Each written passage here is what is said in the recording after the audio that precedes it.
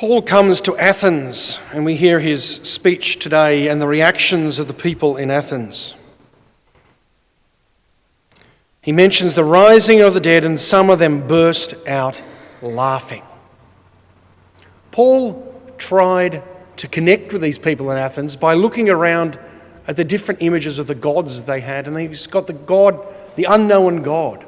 He said, "This is our God. This is Jesus Christ." And he tried to connect with them by using something of their pagan traditions. And eventually, once he then starts to proclaim the true message of Jesus Christ, who is risen from the dead, they just laughed at him. It's interesting, Paul has letters to many of the places that he goes, to communities that he visited.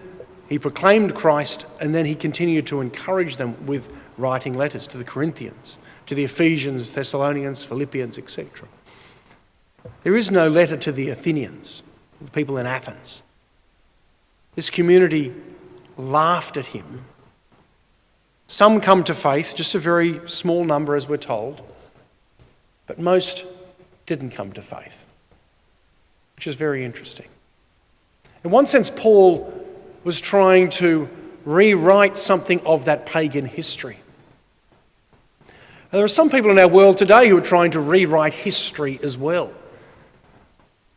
looking at things of the past and they're talking about it as cancel culture now, whether we're trying to eliminate people from the past. You see that in some parts of the world. We've seen that occasionally here in Sydney as well, where people have been attacking statues and the memories of certain people who've come from the past. One of the elements of our Christian civilization is the fact that this year is 2022. This has been dated from the birth of Christ, and that was done by today's saint, Saint Bede the Venerable, who lived in the 7th, 8th century. He was a historian and a scientist who was able to work out, by study of history, but also the study of the cycle of the moon and years and so on, to work out the exact days from the late 600s and dated everything back to the beginning, to the birth of Christ. And he started to encourage Christian communities to refer to the years since the birth of Christ as the year of the Lord. And that's what we still have today. Some refer to it as the Common Era. They decide to get rid of AD because we don't want to talk about being at the year of the Lord. That's what AD, Anno Domini, refers to. I think one of the challenges for our Christian civilization and for the world is the year that we refer to. Other traditions, Judaism, refer to years in a different way. They don't refer to it in relation to Christ, and neither do some of the Muslims. But it's standard practice within the world to refer to the year as the year 2022. I think it's an element of cancel culture that we should be aware of, but it's also an element of Christian culture that we can proclaim. Why is it 2022? Because it's 2022 since salvation came into this world in the person of Jesus Christ.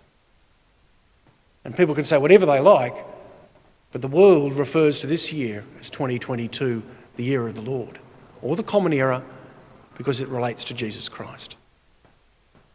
St. Paul in this first reading tried to rework the history of those people, these pagans in Athens, and they eventually just laughed at him. I think we should be aware that there are some people in the world who are trying to cancel the culture, the Christian civilization that we live in, perhaps just to laugh at us as well. Let's be heroic like St. Paul was.